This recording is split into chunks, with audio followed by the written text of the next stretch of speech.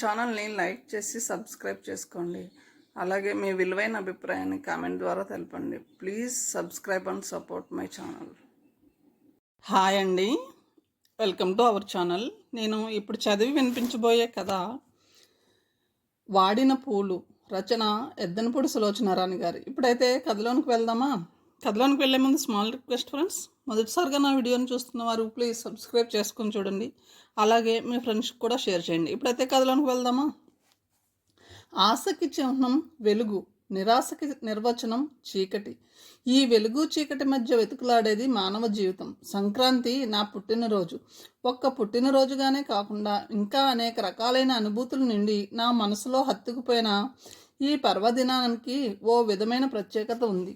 నా చిన్నప్పుడు స్కూల్లో చదువుకునే రోజుల్లో నేను భాస్కరం కలిసి గంటల తరబడి కూర్చొని బంతిపూలు పెద్ద పెద్ద మాలలుగా గుచ్చి గుమ్మాలకి వేలాడదీసేవాళ్ళం. తెల్లవారుజామున పళ్ళు కటకటలాడించే చలిలో లేచి దొడ్లో భోగిమంట వేసుకుని ఆ ఎర్రటి మంట ముందు ఏవేవో కబుర్లు ఎడతెరిపి లేకుండా చెప్పుకునేవాళ్ళం. పండగ నాడు ఊళ్ళో జరిగే కోళ్ల పందెంలో పాల్గొనే భాస్కరం తప్పకుండా విజయదేవతని వరించి సగర్వంగా చిరునవ్వుతో సుసి ఇదిగో అంటూ పెద్ద చెరుగ్గడ తెచ్చి నాకు కానుకగా సమర్పించేవాడు. నేను మహారాణిలా టీవీగా అందుకునేదాన్ని. సంక్రాంతి పండుగకి భాస్కరాన్ని గురించిన జ్ఞాపకానికి నా మనసులో ఈ అవినాభావ సంబంధం ఏర్పడిపోయింది. భాస్కరం స్మృతి చక్కటి వెలుగైతే దాని ప్రక్కనే మరో విషాదమైన జ్ఞాపకం చిక్కటి చీకటిలా లేకపోలేదు. 4 సంవత్సరాల క్రితం సరిగ్గా సంక్రాంతి పండుగ రేపనగా వారు హృద్రోగంతో నా చేతుల మధ్య మరణించారు. ఆయన మృత్యువు నా జీవితాన్ని నిస్సారంగా, శూన్యంగా, ధ్యేయం లేకుండా చేసింది. నేను డాక్టర్ని. ఇలాంటి భావాలన్నీ అర్థం లేని సెంటిమెంట్స్ అని నాకు తెలుసు. జీవితాన్ని ఏ కోణం నుంచి చూడాలో అనుభవం నాకు బాగానే పాఠం నేర్పింది. నా చేతుల మీదుగా ఎంతమందినో మృత్యువు నుంచి రక్షించాను. ప్రాణాల మీద ఆశ వదులుకొని దీనమైన చూపులతో మూగగా అనుభవిస్తున్న బాధతో నా దగ్గరికి వచ్చిన వాళ్ళకి జీవితం ప్రసాదించి మనసుల్లో ఆనందం, ముఖాల్లో సరికొత్త వెలుగు నింపుకొని కృతజ్ఞతా భారంతో నన్ను ఒక దేవతగానే భావించి వెళ్ళేలా చేసేదాన్ని. కొద్దిమంది, చాలా కొద్దిమంది నా చేతుల్లో ప్రాణాలు వదిలారు. నా కత్తులు కటార్లు, నా వైద్యశాస్త్రం ఎందుకు పనికిరావని వెక్కిరిస్తూ మృత్యుదేవత చిలిపిగా నవ్వి విజయపూర్వకంగా వెళ్ళిపోయిన క్షణాలవి. ఓడిపోయిన నా మనసు పిచ్చెక్కినట్లు, ఊపిరి ఆడనట్లు విలవిల్లాడేది. ఆ రోజంతా దిగులతో అమావాస్య చీకట్లు కొట్టుమిట్టాడుతున్నట్టు తప్పించేదాన్ని. ఏం చేయలేని అసక్తత నన్ను ఆలోచనలోనే అగాధంలోకి విసిరేస్తే అక్కడ శోధించి చివరకు వేదాంతం అనే తృప్తిని పొంది దాని ద్వారా సేద తీరేదాన్ని. 35 సంవత్సరాలైనా పూర్తిగా నిండని నేను డాక్టర్గా ఆంధ్రదేశంలో అత్యుత్తమమైన వారిలో ఒకరిగా పేరు ప్రతిష్టలు సంపాదించుకున్న మాట నిజమే. నా పేరు చెప్పగానే రోగుల కళ్ళల్లో మెరిసే ఆశ కూడా నాకు తెలుసు. కానీ ఈరోజు ఇలా అనారోగ్యంతో అలసటగా తప్పనిసరిగా తీసుకోవాల్సి వచ్చిన విశ్రాంతి కోసం బలవంతంగా మంచం మీద పడుకుని ఆలోచిస్తూ ఒక్కసారి గతంలోకి వెనక్కి తిరిగి చూసుకుంటే జరిగిపోయిన నా జీవితంలో నా ఒక్కగానొక్క కూతురు మంజు తప్ప చెప్పుకోతగ్గది కానీ అపురూపంగా కనిపించేది కానీ ఏమీ మిగలడం లేదు. డాక్టర్ కావాలని చిన్నప్పటి నుంచి కలలు కన్నాను. దానికోసం పట్టుదలగా ప్రయత్నించాను. కానీ ఆ ఫలితం సంపూర్తిగా పొందుతున్నాను అనే తృప్తి నాకు ఇప్పుడు ఎందుకు లేదు?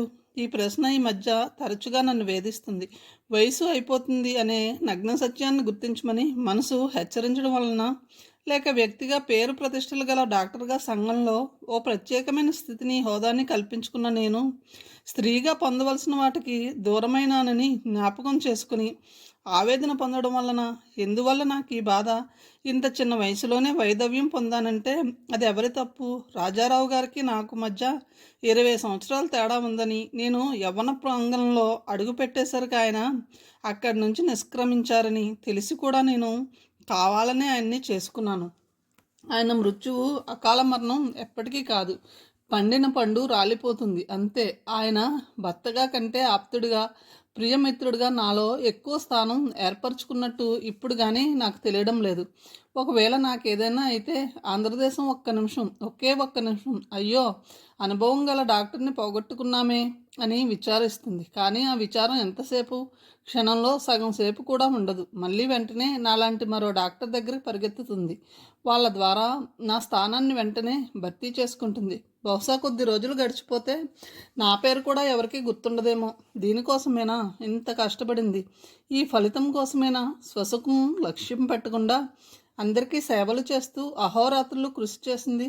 కానీ ఈ విధంగా చేయమని నన్ను ఎవరు శాసించలేదే, కనీసం అర్థించలేదే.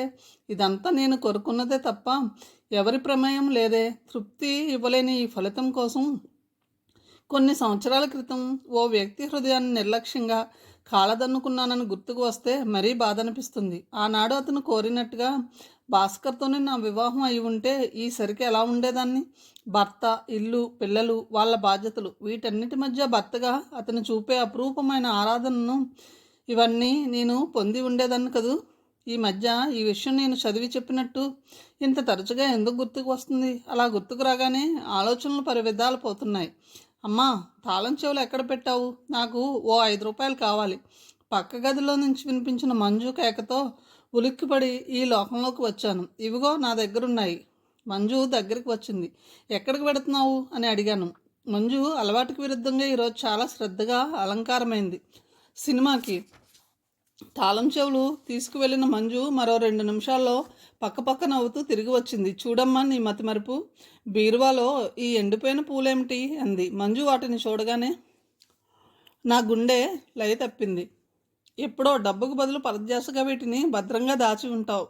మంజు ఇంకా నవ్వుతూనే వాటిని పారవేయడానికి కిటికీ వైపు నడిచింది. ఆగు, వాటిని పారేయకు, ఇలాతే. వెనక నుండి ఆదుర్దాగా పిలిచాను. కంఠస్వరం. ఆ మాటలు నేను పలికిన తీరు చూసి మంజు ఆగి వెనక్కు తిరిగి నా వైపు ఆశ్చర్యంగా చూసింది. నీకు తెలియదు, నేను కావాలని దాచి ఉంచాను. ఇలా ఇవ్వు. సూటిగా దాని మొహంలోకి చూడలేక చేయి చేస్తూ అన్నాను. మంజు ఏమనుకుందో ఏమో. ఓసారి తన చేతిలో పూల వైపు, మరోసారి నా వైపు మార్చి మార్చి చూసి పువ్వులు తెచ్చి నాకు అందించింది. వాటిని అందుకుని వెంటనే దిండు కింద దాచేశాను. ఎవరితో పెడుతున్నావు? త్వరగా ఇంటికి వచ్చాయి అన్నాను. ఆ వాడిపోయిన పూల గురించి ఇంకా నేనేమైనా చెప్తానేమోనని కుతూహలంగా చూస్తూ నిలబడిన మంజు నా మాటలు వినగానే చటుక్కున ఏదో గుర్తుకు వచ్చినట్టు చేతివాచి చూసుకుని గబగబా వెళ్ళిపోయింది. వెళ్ళిపోతున్న మంజుని వెనక నుంచి కళ్ళెత్తి చూసిన నేను తృప్తిగా నిట్టూర్చాను. మంజు నా అందమే కాకుండా తండ్రిలోని విశిష్టమైన వ్యక్తిత్వం కూడా వారసత్వంగా పుణికి పుచ్చుకుంది. స్త్రీగా నేను పొందలేకపోయిన వాటినన్నిటినీ నా మంజు పొంది తీరాలి. సాధ్యమైనంత త్వరలో యోగ్యుడై అన్ని విధాల దాన్ని అపురూపంగా చూసుకునే వ్యక్తిని చూసి పెళ్లి చేసేయాలి. నా చర్మ జీవితం అంతా సుఖ సంతోషాలతో వెళ్ళి విరుస్తూ భర్త పిల్లల మధ్య ఆనందంగా తిరుగుతున్న మంజుని చూస్తూ తృప్తిగా నిశ్చింతగా వెళ్ళిపోవాలి. అప్పుడు నాకింత బాధ ఉండదు. మనిషికి జీవితం అంటేనే యవ్వనం. బాల్యం నుంచి దానికోసం ఎదురు చూస్తూ వృద్ధాప్యంలో ఆ స్మృతిని నెమరు వేసుకుంటూ గడపగలిగిన నాడే తృప్తిగా మృత్యుముఖంలోకి అడుగుపెట్టే సాహసం వస్తుంది. వయసు గడిచిన తర్వాత వెనక్కి తిరిగి చూసుకుంటే మధురమైన అనుభూతులు మిగిలిన మనిషికి జీవితపు చివరి దశలో అర్థం కాని ఆవేదన, బ్రతుకు వ్యర్థమైందేమోననే ఆరాటం, తపన పుట్టించి ఇంకా కొన్ని సంవత్సరాలు బ్రతకాలని, జీవితం ఇంకా ఇంకా కావాలని వేధించేలా చేస్తాయేమో అనిపిస్తుంది. నా చేతులు మెల్లగా దిండు కింద ఉన్న పువ్వులని మళ్ళీ తీసుకున్నాయి. వాటిని అలా రెప్పవాల్చకుండా చూస్తుంటే మనసు పరిపరి విధాల పోసాగింది. భాస్కరం ఇప్పుడెక్కడున్నాడు? ఏం చేస్తున్నాడు? ఎక్కడున్నా సలక్షణంగా హాయిగా ఉండి ఉంటాడు. అందులో సందేహం లేదు. భాస్కరం లాంటి మనుషులకి జీవితంలో ఎలా రాజీ పడాలో తెలుసు.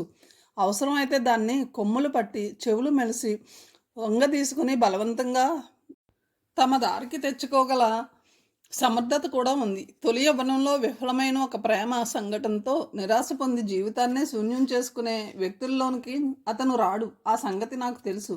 డాక్టర్ కావాలనే ఈ వెర్రి కోరికే నాకు లేకపోతే ఈసరికి నేను భాస్కరం భార్యాభర్తలుగా ఉండేవాళ్ళమా ఏమో. అయినా నా జీవితం ఇలా ఇన్ని మలుపులు తిరగాలని ఉంటే నేనెలా ఒప్పుకుంటాను?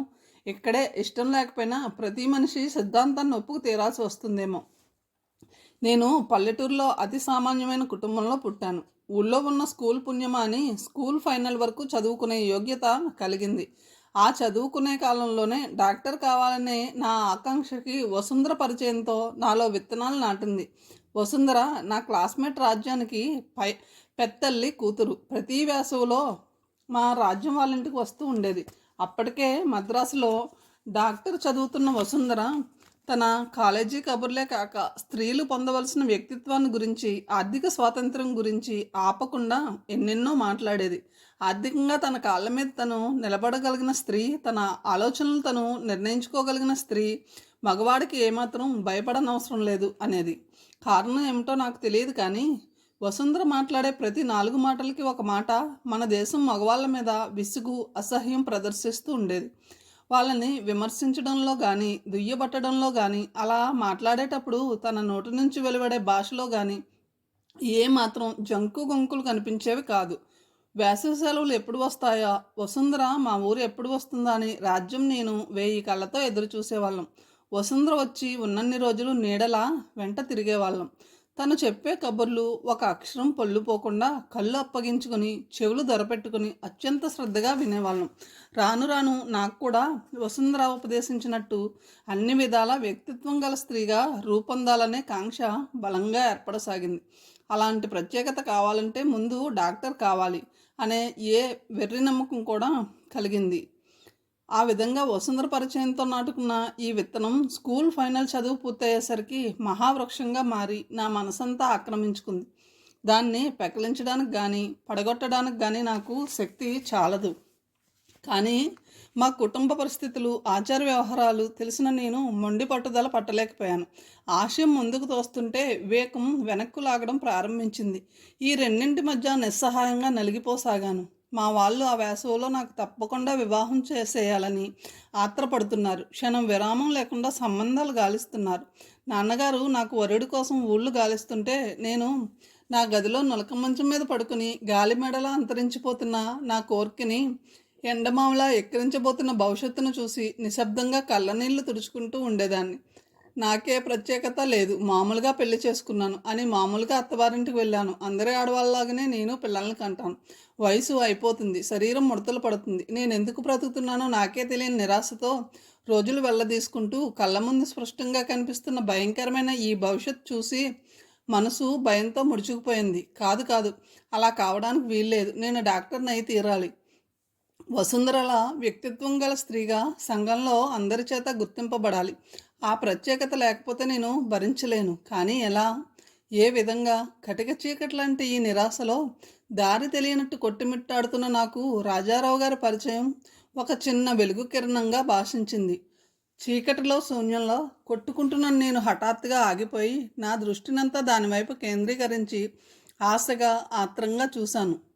యవ్వనంతో పాటు వికసిస్తున్న నా అందం ధనికుడు, సహృదయుడు అయిన రాజారావు గారి మనసుని ఆకర్షించింది. భార్య పోయిన 16 సంవత్సరాలకి నన్ను చూసిన తర్వాత ఆయనకి మళ్ళీ భార్యగా ఓ స్త్రీని పొందాలని, ఇల్లు కలకలలాడించుకోవాలని కుతూహలం కలిగింది. ఆ కుతూహలం ఆయనలో రేకెత్తడానికి సగం నా ప్రవర్తనే కారణం అని చెప్పడానికి నేను సిగ్గుపడను. కానీ మా ఇద్దరి మధ్య ఉన్న వయసు తారతమ్యం చూసి సూటిగా మా నాన్నని అడగడానికి భయపడ్డారు. ఒక దూరపు బంధువు ద్వారా ఆయన అభిప్రాయం గ్రహించిన నాన్న అసలు ఆ విషయమే పట్టించుకోలేదు. మా పిన్ని కూతురు లక్ష్మి పెళ్ళికి మేము బెజవాడ వెళ్ళినప్పుడు ఆయన అక్కడికి వచ్చారు. ఆ హడావుడిలో అదును చూసుకుని, అవకాశం కల్పించుకుని ఆయన ఏకాంతంగా ఉన్నప్పుడు ఆయనకి కాఫీ ఇచ్చే నెపంతో దగ్గరికి వెళ్ళి నన్ను డాక్టర్ చదివిస్తే నాకేమీ అభ్యంతరం లేదని, ఆనందంగా ఈ పెళ్ళికి ఒప్పుకుంటానని చెప్పాను. మొదట ఆయన నేను చెబుతున్నది ఏమిటో అర్థం కాని మనిషిలా తెల్లబోయి చూశారు. పక్కనున్న కుర్చీ చూపించి నన్ను కూర్చోమని ఆదేశించి అసలు విషయం చెప్పమని అడిగారు. డాక్టర్ చదవాలన్న నా అభిలాషని బయట పెట్టాను. అలా చెప్తున్నప్పుడు నా మొహంలో ఏం కనిపించిందో తెలియదు. నా చెయ్యి తీసుకుని మెల్లగా నొక్కుతూ ఆదరంగా, నాకు అర్థమైంది. నీకు కావాల్సింది డాక్టర్ చదవడానికి అవకాశం, నాకు కావాల్సింది నీలాంటి అందమైన భార్య. సరే, మీ నాన్నని మన వివాహానికి ఒప్పుకునేలా చేస్తాను అన్నారు. నేను కళ్ళతోనే నా కృతజ్ఞతలు, ఆనందాన్ని మౌనంగా తెలిపి లేచి వచ్చేశాను. ఇదిగో వెనక నుంచి పిలవడంతో గుమ్మం దాటబోతున్న నేను ఆగిపోయాను. నువ్వు నాకు ఒకటి వాగ్దానం చేయాలి. ఏమిటన్నట్టు చూశాను. ముందు ముందు జీవితంలో ఎప్పుడూ నువ్వు ఈ విషయంలో పొరబడినట్టు కానీ త్వరపడ్డట్టు కానీ అనుకోకూడదు. ఆ నమ్మకం నీకుందా? గట్టిగా ఆలోచించుకో అన్నారు గంభీరంగా. తర్వాత 15 రోజులకి మా వివాహానికి తాంబూలాలు పుచ్చుకోవడం జరిగింది. మా ఇద్దరి మధ్య కొట్టొచ్చినట్టు కనిపిస్తున్న వయసు తేడా చూసి మా బంధువులంతా చెవులు కొరుక్కున్నారు. ముసలాయనికి కూతుర్ని ఎరగా పెట్టి ఆస్తి స్వంతం చేసుకోవాలని మా నాన్న ఎత్తు వేశాడని ఆడిపోసుకున్నారు. ఆయన్ని ఏకాంతంగా కలుసుకుని నా అంత నేనే ఈ పెళ్లికి ఒప్పుకున్నట్టు చూచాయిగా తెలుసుకుని నాది సిగ్గులేనితనం జానతనం అంటూ అనేక పుకార్లు పుట్టించారు. ఒకళ్ళిద్దరు అమ్మలక్కలు స్వయంగా నా దగ్గరికి వచ్చి బుగ్గలు సాగరాగి మరీ అసలు విషయం చెప్పమని వేధించారు. కానీ నాకు ఇవేమీ పట్టనే లేదు. ఆయన అన్నట్టు నాకు కావాల్సింది చదువుకునేందుకు అవకాశం, ఆయనకి కావాల్సింది అందమైన భార్య. ఆ పైన నేను ఆలోచించదలుచుకోలేదు. కానీ సాధ్యమైనంత త్వరలో ఈ పెళ్ళి అయిపోతే బాగుండు అనిపించింది. లేకపోతే కాకి మూక లాంటి ఈ బంధువులు నా మీద లేనిపోనివి చెప్పి ఆయన మనసు ఎక్కడ విరిచేస్తారో అని భయంగా ఉండేది. కానీ అలాంటిదేం జరగలేదు. తాంబూలాలు పుచ్చుకున్నారని తెలియగానే బందర్ నుంచి భాస్కరం ఊడిపడ్డాడు. భాస్కరం కుటుంబానికి మా కుటుంబానికి బంధుత్వం కంటే స్నేహమే ఎక్కువ. భాస్కరం తండ్రి పోయి 5-6 సంవత్సరాలైంది. అప్పటి నుంచి మా నాన్నగారే వాళ్ళ కుటుంబానికి అడపా దడపా సాయం చేస్తున్నారు. భాస్కరం తల్లి నన్ను సొంత కూతురులాగానే చూసేది. మా నాన్న ఆవిడ అన్నా చెల్లెల వరుసలో పిలుచుకునేవాళ్ళు. నెలకి 20 రోజులు ఏదో సుస్థితో మా అమ్మ మంచం మీద ఉంటే ఆవిడే మా ఇంటి పనులు కూడా చూసేది. నాకంటే భాస్కరం 4-5 సంవత్సరాలు పెద్ద అయినా భాస్కరం నా పెళ్లినాటికి బందర్లో BA 2వ సంవత్సరం చదువుతున్నాడు. రాజారావు గారిని భర్తగా స్వీకరించే విషయంలో భాస్కరం అనుమతి అడగాలని కానీ అతన్ని సంప్రదించి సలహా పొందాలని కానీ నేను కల్లో కూడా అనుకోలేదు. అసలు ఆ ఊహే నాకు రాలేదు.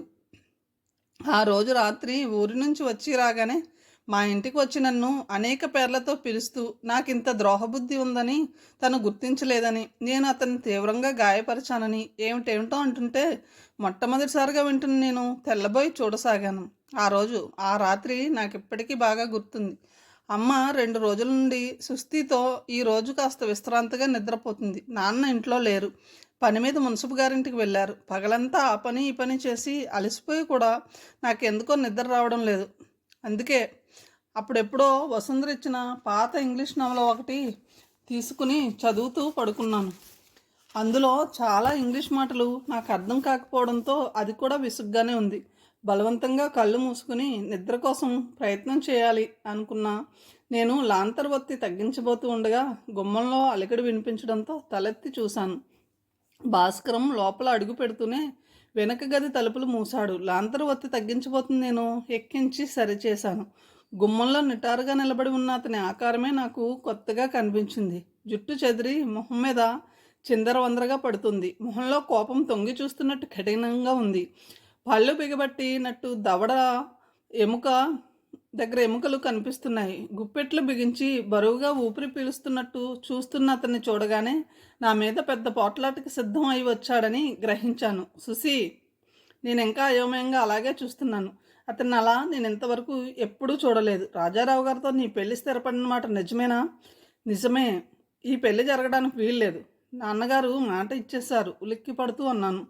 మాట ఇచ్చింది ఎవరో నాకు తెలుసు. నేను మాట్లాడలేదు. నీకే చెప్పేది, ఈ పెళ్ళి జరగడానికి వీల్లేదు. వీల్లేదనడానికి నువ్వెవరివి అన్న వెంటనే భయపడ్డాను. అతని కళ్ళల్లో క్రూర మృగం ఉరికినట్టు ఉప్పొంగిన భావం చూసి మరుక్షణంలో నా మీద పడి కొట్టబోతున్నాడనే అనుకున్నాను. కానీ అతను ఎలాగో నిగ్రహించుకున్నాడు. క్షణం సేపు ఆగి, అయితే ఈ పెళ్లి జరిగి తీరుతుంది కదూ అన్నాడు. అతని ధోరణి ఏమిటో నాకు బొత్తిగా అర్థం కాలేదు. అయినా అలాంటి స్థితిలో ఉన్న మనిషిని రెచ్చగొట్టడం మంచిది కాదని అనిపించింది. అందుకే అనునయంగా, ఆయన డాక్టర్ చదివిస్తానన్నారు అన్నాను. అతని మొహం కాస్త ప్రసన్నం అయింది. నా వైపు వస్తూ, డాక్టర్ చదవడానికి లాయర్ చదవడానికి నువ్వేమైనా మగపిల్లాడువా అన్నాడు. నాకు నిజంగానే ఒళ్ళు మండిపోయింది. డాక్టర్ మగపిల్లలే చదవాలని ఎక్కడైనా ఉందా?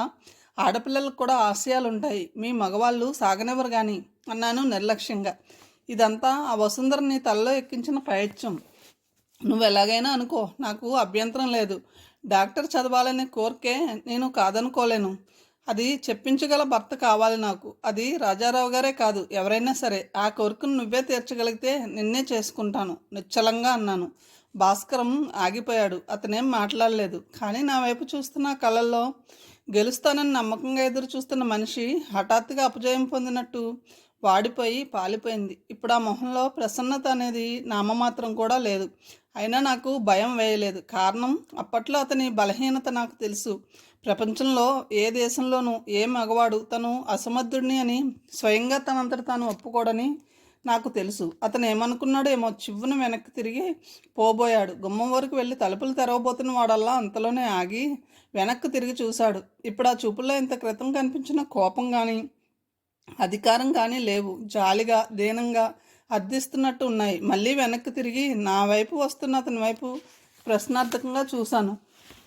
మంచం దగ్గరగా వచ్చి నిలబడిన అతను, సుసి, డబ్బుతో నా విలువని గుర్తించకు. నువ్వంటే నాకు ఎంత ప్రాణమో నీకు తెలియదు. నువ్వు ఇప్పుడు డాక్టర్ కాకపోతే మాత్రం ఏమవుతుంది? నేను లేను నీకు. మనిద్దరం కలిసి ఉంటే సుఖమైన సంసారం చాలదు నీకు? డాక్టర్ చదవాలనే వెర్రి కోరికతో నువ్వు ఇప్పుడు గుర్తించడం లేదు. వయసు మళ్ళిన రాజారావు గారిని చేసుకున్నందుకు తర్వాత నువ్వు చాలా బాధపడతావు. నా మాట విను అంటూ నా 2 చేతులు పట్టుకున్నాడు. నేను మాట్లాడలేదు. పోనీ నువ్వు పోగొట్టుకోకపోయినా ఈ వివాహం వల్ల నీ జీవితం చాలా శూన్యమవుతుంది. నన్ను అర్థం చేసుకో. చిన్నప్పటి నుంచి మన ఇద్దరం కలిసిమెలిసి తిరిగాం. నువ్వు ఇంకొకరి భార్య అయ్యి వెళ్ళిపోతావన్న ఊహ నాకెప్పుడూ రాలేదు సుసి. నన్ను అర్థం చేసుకో అంటూ నా చేతుల్లో మొహం దాచుకుని, నీకు అంత డాక్టర్ కోర్సు మీద మోజుంటే సుసి, నేను ఎంత కష్టమైనా సరే మన పిల్లలకి చెప్పిస్తాను అన్నాడు. బాగుంది, ఇంకా నాకు చెప్పిస్తానంటున్నాడేమో అని అనుకుంటూ ఆశగా చూస్తున్న నేను వెంటనే చేతులు లాగేసుకున్నాను.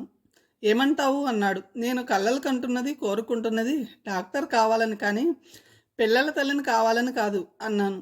నా వైపు రెప్పవాల్చకుండా చూసిన అతను నిదానంగా ఆలోచించి, చూడు అన్నాడు. ఆ మాట అనేటప్పుడు అతని కంఠం వణకడం నేను గమనించకపోలేదు. బాగా ఆలోచించుకున్నాను అన్నాను విసుగ్గా. కొద్దిసేపు అలాగే నడిపిన అతను నిశ్శబ్దంగా వెళ్ళిపోయాడు. తర్వాత అతను నాకు ఒంటరిగా కలవలేదు.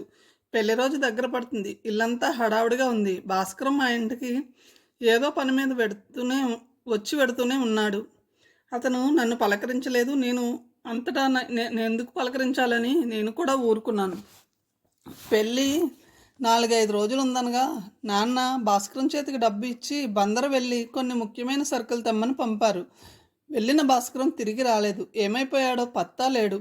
ఉన్నట్టుండి అతను ఇలా హఠాత్తుగా మాయమవడం గురించి నలుగురు నానా రకాలుగా అనుకున్నారు. మా ఇంట్లో పెళ్లి పనులు చేస్తూ ఓ కొడుకు క్షేమం తెలియక కన్నీళ్లు ఒత్తుకుంటున్న భాస్కరం తల్లిని ఊరడించే బాధ్యత నా మీదనే పడింది. కారణం, ఆవిడ అమాయకంగా పదే నా దగ్గరకు వచ్చి నీకేమైనా చెప్పాడా, ఏమైనా ఉత్తరం రాశాడా అని అడుగుతుండేది. నాకు తెలియకుండా భాస్కరం ఏమీ చేయడని నమ్మకం కాబోలు. పెళ్ళి ఎల్లుండి అనగా నన్ను పెళ్లి కూతురు చేశారు. బుగ్గన చుక్కతో, నుదుట కళ్యాణం తిలకంతో, పూల జడతో, పట్టు చీరలో ఉన్న నా రూపం ఎలా ఉందో చూసుకోవాలనే కోరిక నాలో ఏర్పరిచిన కుతూహలంతో నేను తలుపుల దగ్గరగా వేసుకున్నాను.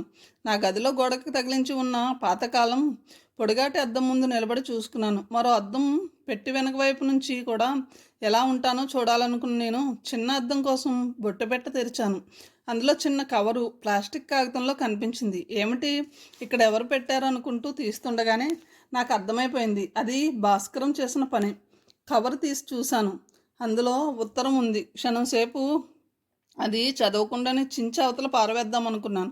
కానీ చదవకుండా ఉండలేకపోయాను. అందులో ఇలా ఉంది: సుసి, నువ్వింతకాలం దేవతవని నమ్మాను. కాదు, రాక్షసివి. పైకి అమాయకంగా కనిపించే నీలాంటి ఆడవాళ్ళు డబ్బు కోసం ఏమైనా చేస్తారు. నీకింత చిన్న వయసులో అంత ధనదాహం ఉండడం మంచిది కాదు. నీ అవసరం కోసం నువ్వు రాజారావు గారిని వివాహం చేసుకుంటున్నావు.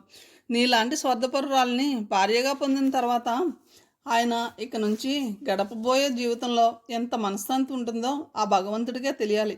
ఒక విధంగా ఆలోచిస్తే ఆయనకు ఆ శాస్త్రి కావాల్సిందే.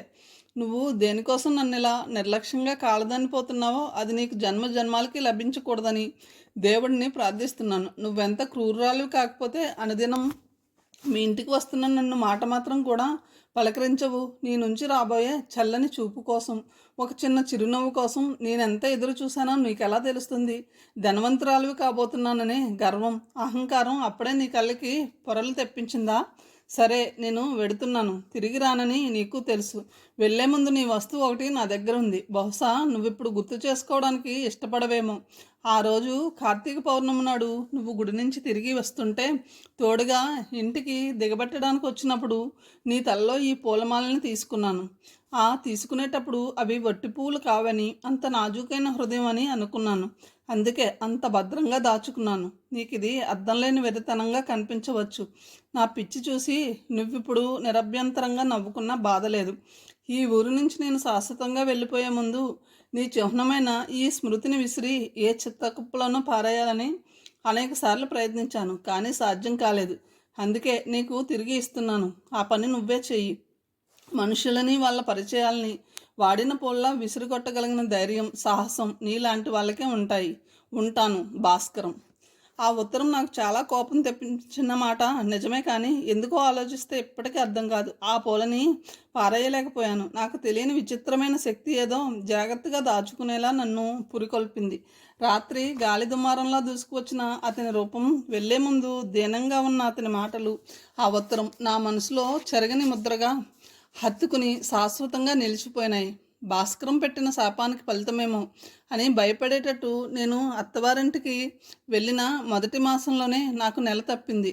నిస్పృహతో కృంగిపోయిన నన్ను రాజారావు గారి దగ్గరకు తీసుకుని ఓదార్చారు. పుట్టబోయే సంతానం నా చదువుకి ఎలాంటి ఆటంకం తీసుకురాదని హామీ ఇచ్చారు. కాకపోతే 1 సంవత్సరం ఆలస్యం అవుతుందని ఓపిక పట్టమని అనునయంగా కోరారు. నువ్వు ఇలా దిగులు పడిపోయి వాడిన మొహంతో కూర్చుంటే తండ్రిని కాబోతున్నాననే ఆనందం నేను పూర్తిగా అనుభవించలేను అన్నారు. ఆయన కోసం సంతోషం తెచ్చిపెట్టుకుని రోజులు గడపడం మొదలుపెట్టాను. ఆయన ఎన్ని విధాలు నచ్చ చెప్పినా, ఎంత లాలించినా నా మనసులో ఓ మూల భయం పీకుతూనే ఉండేది. ఇప్పుడు ఇలాగే చెప్పి తర్వాత ఆయన మనసు మార్చుకుంటే, అదీ కాకుండా అసలు మనలో పెళ్ళి అయిన తర్వాత చదువుకోవడం అంటేనే అపురూపం. అందులో పిల్లలు పుట్టిన తర్వాత అయితే వేరే చెప్పాలా? సాటి వాళ్ళు అల్లే కథలకి, విరిచే మూతి విరుపులకు అంతుంటుందా? ఆయన కాదంటే నేను మాత్రం చేసేదేముంది? ఇలా అనుక్షణం అనుమానంతో వేగిపోతుంది నేను. మొట్టమొదటిసారి తల్లిని కాబోతున్నాననే ఆనందం ఎలా ఉంటుందో గ్రహించనే లేదు. మంజు పుట్టిన తర్వాత ఆయనంతటా ఆయనే అప్లికేషన్ తెప్పించి పూర్తి చేయమని ఇచ్చారు. నేను సంభ్రమాశ్చర్యాలతో అలాగే చూస్తుండిపోయాను. ఆ క్షణంలో నా మొహంలో కనిపించిన భావానికి వారు బహుశా ముగ్ధులై ఉండాలి. నన్ను దగ్గరకు తీసుకుంటూ, ఇప్పటికైనా నన్ను అర్థం చేసుకున్నావా పిచ్చిదానా? కాదంటానేమోననే కదూ నీకు భయం? ఆడిన మాట తప్పితే పోగొట్టుకునేది నీకంటే నేనే ఎక్కువని గ్రహించలేని మూర్ఖుడిని అనుకున్నావా అన్నారు. మీరేం పోగొట్టుకుంటారు అమాయకంగా అడిగాను. తెలియదు, నీ కళ్ళలో అనురాగాన్ని, నీ మనసులో నమ్మకాన్ని. ఆ రెండేగా నా ఈ చర్మ జీవితంలో ఉచ్ఛ్వాస నిశ్వాసాలు. నేను నిశ్శబ్దంగా ఆయన చేతుల్లో ఒదిగిపోయాను. నాకు ఆ క్షణంలో మన దేశంలో మగవాళ్ళు వసుంధర చెప్పినంత, నేను ఊహించినంత అల్పులు కారేమోనని మొట్టమొదటిసారిగా అనిపించింది. నేను కాలేజీలో జాయిన్ అయ్యాను. నా కలలు ఫలిస్తున్నాయి. కొత్త జీవితం, కొత్త వాతావరణం, కొత్త స్నేహితులు. వారి మధ్య నాకు ప్రత్యేకమైన స్థానం. ఇంట్లో కూడా నాకు ఎలాంటి ఇబ్బంది లేదు. రాజారావు గారికి ఉన్న డబ్బు మాకు కావలసిన సౌకర్యాలు ఏర్పరిచింది. మంజుకి నా దగ్గర కంటే తండ్రి దగ్గరే చనువ ఎక్కువ. వారు నన్ను కూడా మంజుతో పాటు మరో పసిపిల్లలా చూసి గారాబం చేసేవారు. అప్పుడప్పుడు కాలేజీ నుంచి రాగానే ఎదురొచ్చి నా కాళ్ళకి చుట్టేసుకునే మంజుని ఎత్తుకుని గుండెలకి హత్తుకున్నప్పుడు మాత్రం నేను విచిత్రంగా అనుభూతి చెందేదాన్ని. స్త్రీకి మాతృత్వంలో ఉన్న మాధుర్యం 1000 మంది డాక్టర్లైనా, 1,00,000 మంది లాయర్లైనా దొరకదు అనిపించేది. డాక్టర్లీ చదువుల్లో ప్రవేశించిన తర్వాత సంతానం కలగకుండా జాగ్రత్త పడడానికి ఉపాయాలు నేర్చుకున్నాను. వారు ప్రోత్సాహం మీదనే మంజు నర్సింగ్ హోమ్ తెరిచాను. డాక్టర్గా నా అభివృద్ధికి ఆయన చేయవలసిందంతా నా వెనక నిలబడి చేశారు. కొద్ది సంవత్సరాల్లోనే నా నర్సింగ్ హోమ్ మంచి పేరు ప్రతిష్టలు తెచ్చుకుంది. డాక్టర్ సుశీలాదేవి పేరు వినగానే రోగుల కళ్ళల్లో ఆశ తలుక్కుమండం ప్రారంభించింది. ఇదంతా జరిగి తీరా ఫలితం అందుకోబోయే సమయానికి వారి జీవితకాలం అయిపోయింది. మృత్యు మమ్మల్ని విడదీసింది. ఆయన నా చేతుల్లో నిశ్చింతగా, తృప్తిగా కన్ను మూశారు. ఆయన లేని లోటు నాకు ఎలాగో అనిపించసాగింది. దాన్ని మర్చిపోవడానికి ఎక్కువగా పనిచేయడం ప్రారంభించాను. అయినా నా మనసులో ఏదో దిగులు, ఏదో అర్థం కాని బాధ. ఏం సాధించాను అనే అసంతృప్తి, నాకేం మిగిలింది అనే ఆవేదన, నేనేం పొందాను అనే అశాంతి మూకుమ్మడిగా వచ్చి నన్ను వేధించడం ప్రారంభించాయి. క్రమేపీ నా ఆరోగ్యం దెబ్బతినడం ప్రారంభించి ఇక తప్పనిసరిగా కొద్ది రోజులు విశ్రాంతి తీసుకోవాల్సి వచ్చింది. అమ్మ నిద్రపోయిందా? హాల్లో మంజు కంఠం వినిపించడంతోనే ఉలిక్కిపడ్డాను. చాలాసేపటి నుంచి ఇలాగే కూర్చున్నానన్న ధ్యాసే లేదు. టైం ఎంత గడిచిందో స్పృహే లేదు. మంజు నా గది వైపు వస్తున్న అడుగుల శబ్దం విని చేతిలో పూలని చప్పున ద్రిండు కింద దాచేశాను. అమ్మా!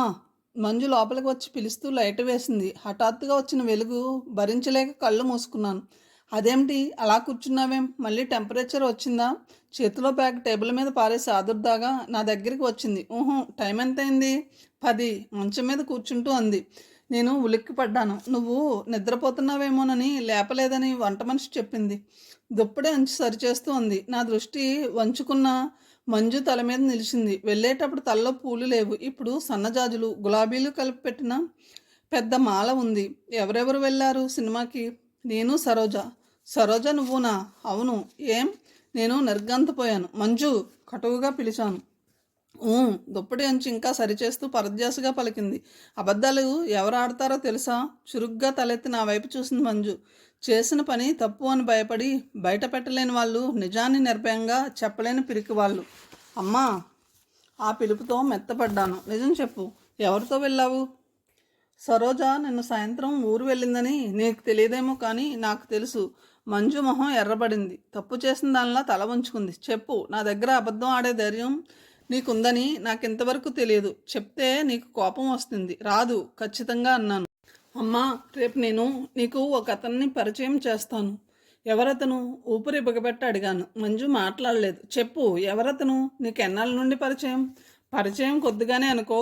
మా వసంత వాళ్ళ అన్నయ్యకి ఫ్రెండ్. ఏం చేస్తాడు అతను? ఏదో బిజినెస్ చేస్తాడు. చాలా డబ్బుంది. నాకు నోట్లోంచి మాట రాలేదు. ఇంత క్రితమే మంజు భవిష్యత్తు గురించి నేను బంగారు కళ్ళు కంటూ ఏవేవో ఊహిస్తున్నాను.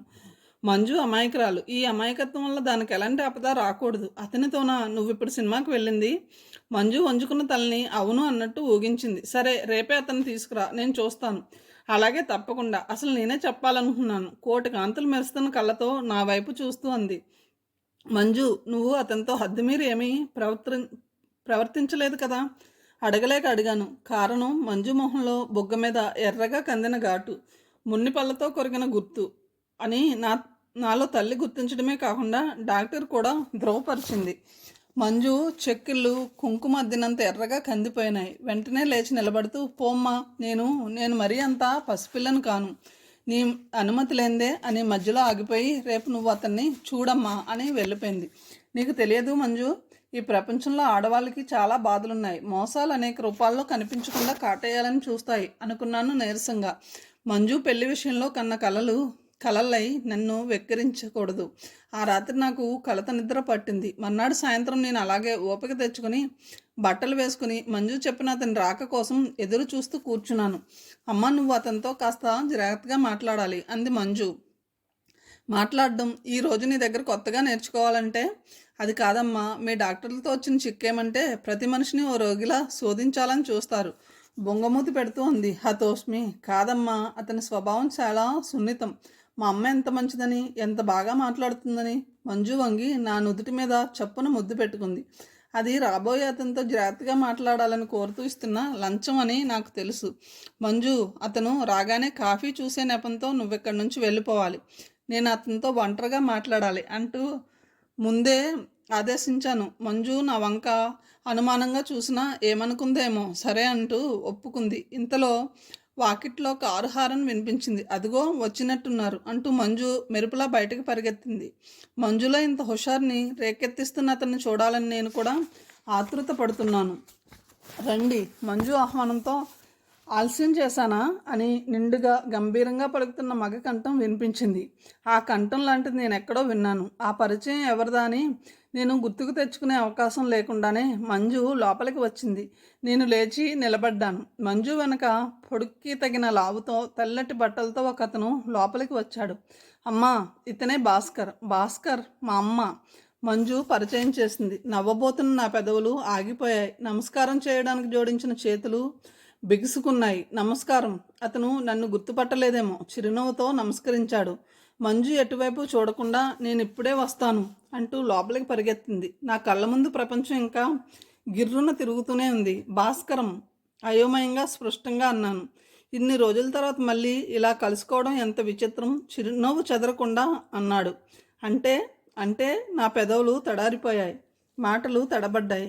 కొద్ది రోజుల క్రితమే మంజు ఎవరో నాకు తెలిసింది. తెలిసిన తర్వాత మరీ అపురూపమైంది. కానీ ఇది ఎలా సాధ్యం? కాళ్ళు వణకడంతో నిగ్రహించుకోలేక కుర్చీలో కూలబడ్డాను.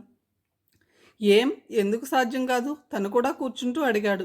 నన్ను చూసిన తర్వాత నేను ఫలానా అని తెలిసిన తర్వాత కూడా అతనంత నిశ్చలంగా మాట్లాడగలగడం చూసి నిజంగా నాకు మతిపోసాగింది. నువ్వు నువ్వు మంజు ఎవరో తెలిసేలా ప్రోత్సహించావా? మొదట అతను నా వైపు కుతూహలంగా చూశాడు. తర్వాత క్షణం సేపు ఆగి, దానికి సమాధానం చెప్పాల్సిన అవసరం నాకు లేదు. అయినా మనిషి ఎవరో తెలుసుకోకుండా మనసు ఇచ్చే మూర్ఖుడిని మాత్రం కాదు అన్నాడు. నాకు కోపం వచ్చింది. మనసు?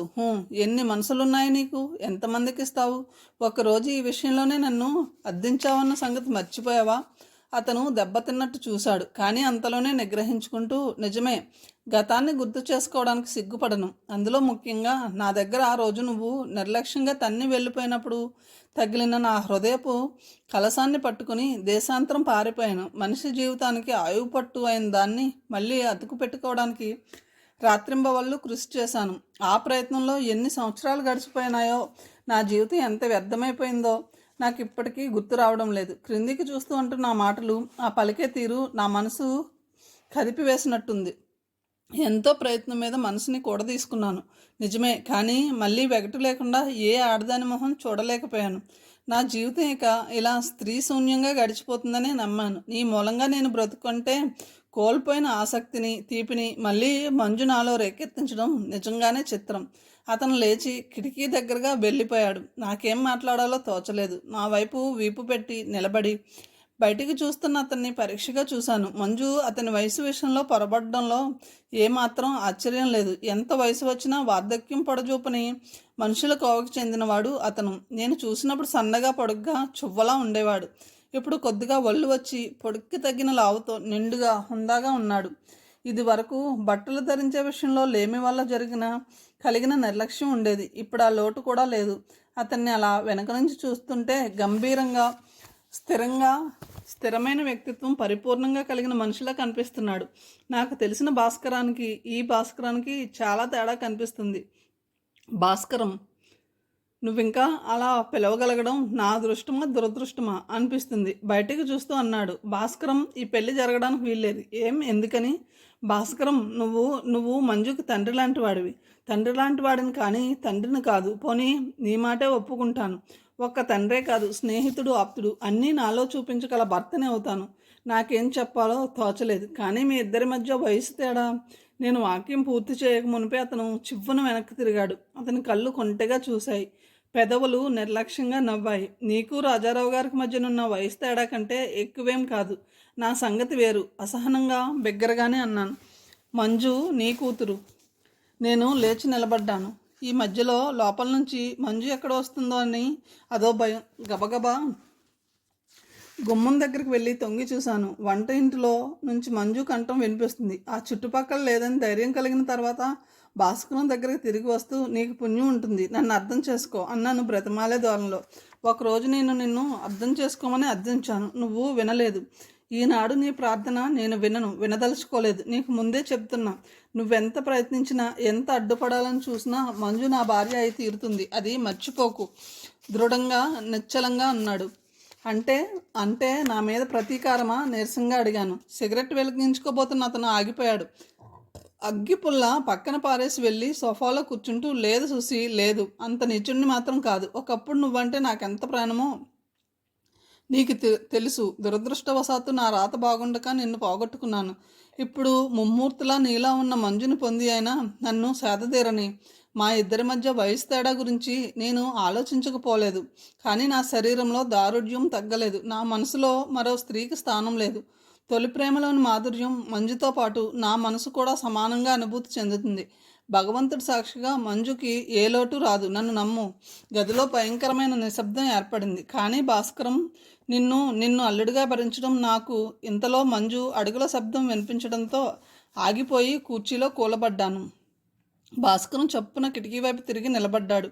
గదిలో అడుగుపెట్టిన మంజు నా వైపు ఆత్రంగా చూసింది. నేను కానీ మంజు కానీ ఏమీ మాట్లాడడానికి అవకాశం ఇవ్వకుండానే భాస్కరం కిటికీ వైపు నుంచి వెనక్కి తిరిగి మంజు దగ్గరగా వెళుతూ, మంజు, మీ అమ్మని గురించి చెప్పేటప్పుడు నీ కళ్ళల్లో పొంగే గర్వం నాకు అర్థమైంది. రేపటి నుంచి నా కాబోయే అత్తగారి గురించి సరిగ్గా నేను కూడా అలాగే ఫీల్ అవుతాను. మీ అమ్మగారు లాంటి వ్యక్తి అత్తగారుగా పొందడం కేవలం నా అదృష్టం అన్నాడు. మంజు మెరిసే కళ్ళతో ఆనందంతో తృప్తిగా నా వైపు చూసింది. నా గుండెలు ఎవరో ఇనుప పిడుకలతో నలుపుతున్నట్టు విలవిల్లాడినాయి. ఆ సంభాషణ ఎక్కువ జరగలేదు. ఎలాగో కూర్చుండిపోయిన నన్ను చూసి మంజు, అమ్మ ఒంట్లో బాగుండడం లేదు అంది. అవునవును, మనం ఎక్కువ శ్రమ ఇవ్వడం మంచిది కాదు అంటూ భాస్కరం మర్యాదగా చేతులు జోడించి సెలవు తీసుకుని వెళ్ళిపోయాడు. వెంట మంజు కూడా వెళ్ళింది. సంజయ్ చీకట్లు ఆవరించుకుంటున్న ఆ సమయంలో విశాలమైన ఆ హాల్లో, నిశ్శబ్దంగా ఉన్న పరిసరాల్లో నేను ఒంటరిగా మిగిలిపోయాను. భయంకరంగా ఉన్న ఒంటరితనం రాక్షసులా నోరు తెరిచి నన్ను మింగాలని చూడసాగింది. మంజు రాత్రి పొద్దుపోయిన తర్వాత ఇంటికి తిరిగి వచ్చింది.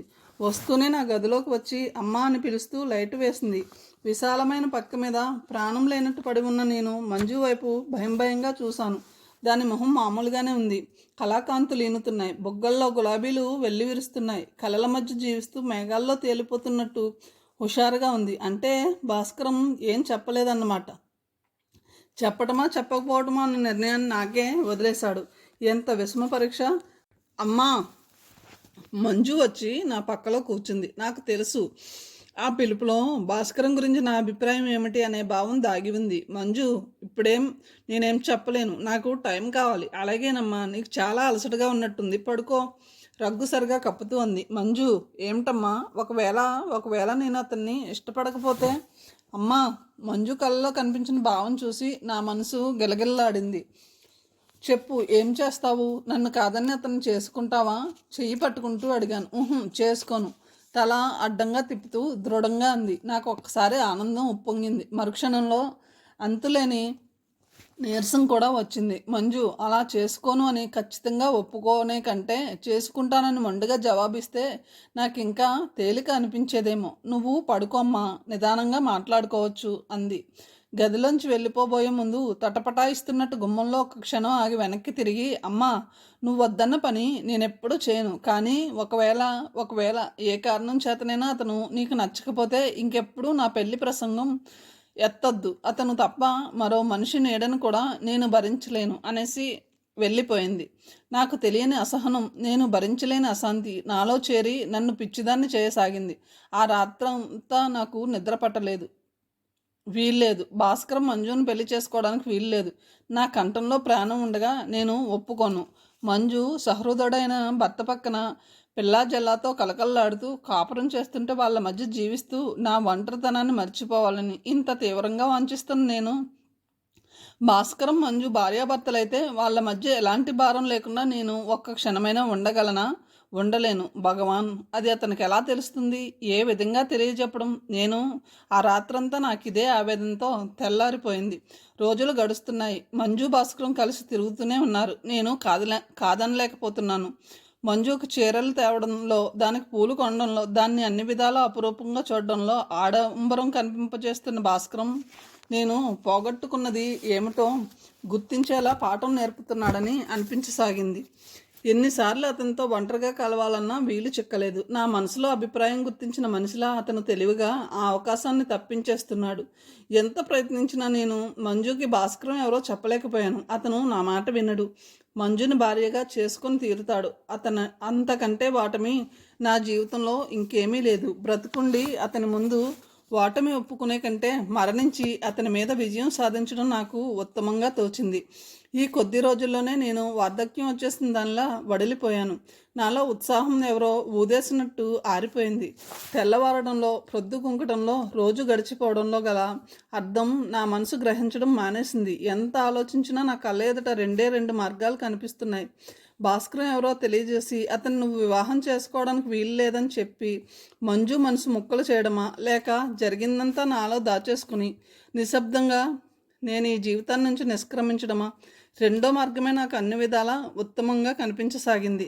భాస్కరం పేరిట మొదటి నుంచి చివరి వరకు సుదీర్ఘంగా ఉత్తరం రాశాను. అందులో అతన్ని అల్లుడుగా నేనెందుకు భరించలేనో నా వైపు నుంచి కారణాలు చూపిస్తూ చివర ఇలా రాశాను. భాస్కరం, ఆనాడు నిన్ను కాదన్న తర్వాత నీ గురించి ఆలోచించేదాన్ని.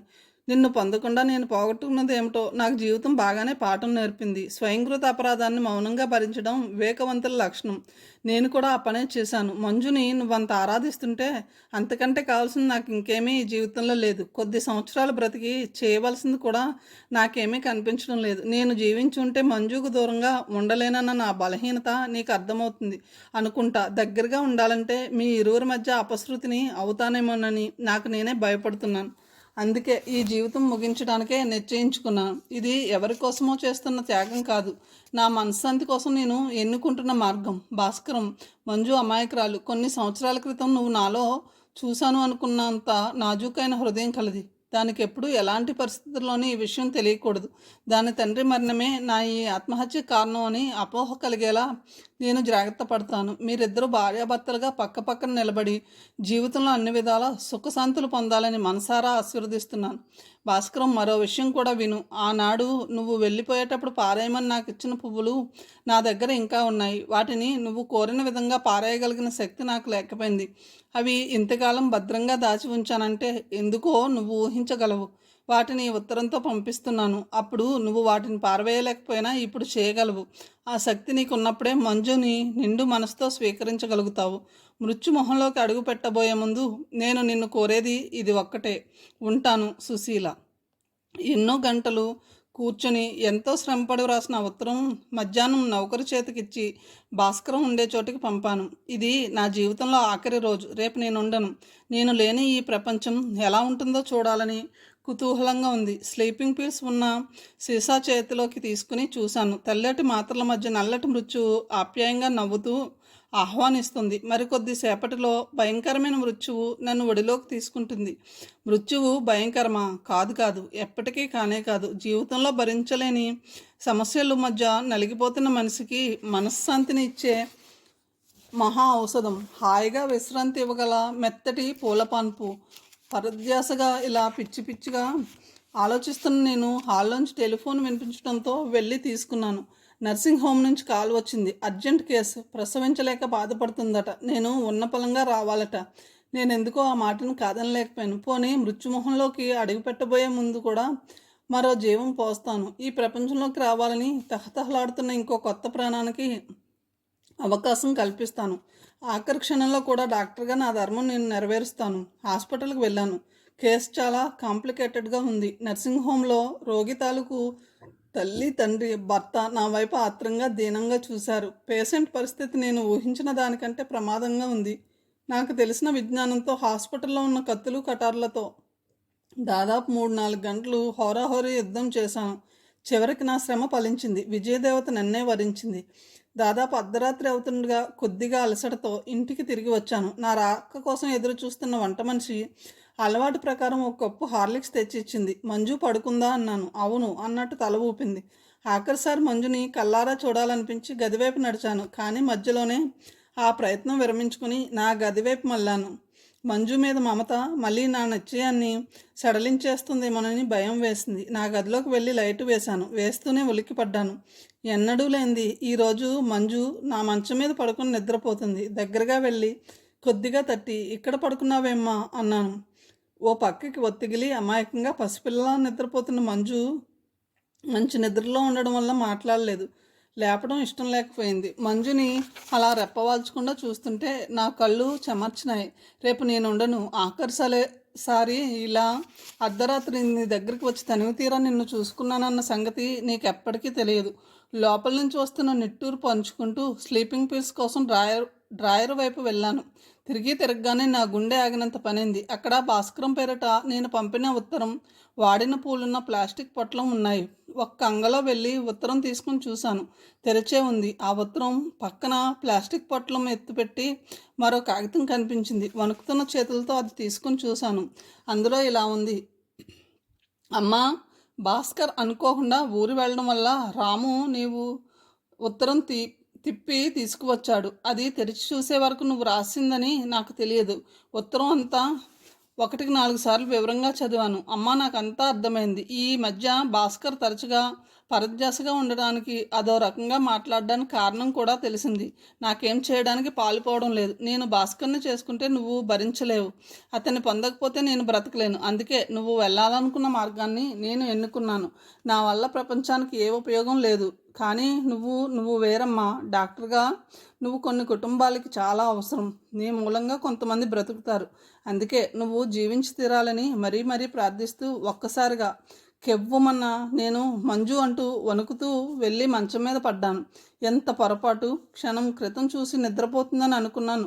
మంజు మంజు వెర్రిగా అరుస్తూ లేవదీసి కుదిపాను. కానీ అప్పటికే మంజు శరీరం నిర్జీవంగా వాడిన కలువకాడలా నా చేతుల్లో వేలాడిపోయింది. నా వైద్యశాస్త్రం ఎందుకు పనికిరాదని, అప్పటికే సమయం మించిపోయిందని తెలిసిన నేను పిచ్చిదానిలా ఏడుస్తూ, భగవాన్ నేనేం చేయాలి అంటూ గదిలో దిక్కులు చూడడం ప్రారంభించాను. కొన్ని గంటల క్రితం నేను వడించాలనుకున్న మృత్యువు